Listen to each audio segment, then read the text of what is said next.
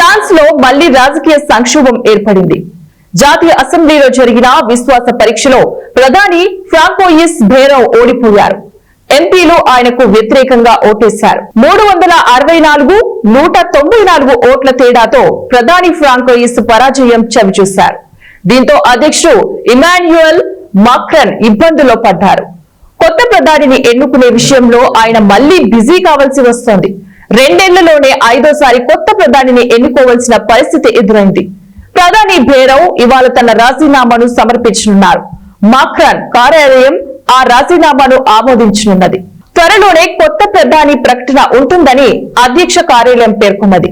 అయితే ఫ్రాన్స్ రాజ్యాంగం ప్రకారం కొత్త ప్రధానిని ఎంపిక చేసేందుకు తాత్కాలిక ప్రధానిగా బేరౌ కొనసాగే అవకాశాలున్నాయి. గత 2 ఏళ్లలో 2 సార్లు తాత్కాలిక ప్రభుత్వం నడిచింది.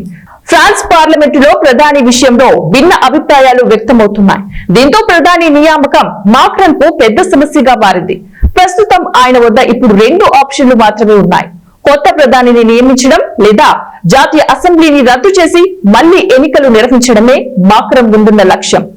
గత 2 ఏళ్ల నుంచి సమస్యలు వస్తున్నా ఎన్నికలు నిర్వహించేందుకు మాత్రం దేశాధ్యక్షుడు మొగ్గు చూపలేదు.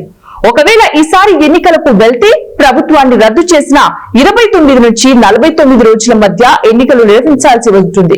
అత్యధిక సీట్లు గెలిచిన పార్టీ నుంచి ప్రధాని వ్యక్తిని అధ్యక్షుడు నియమిస్తారు.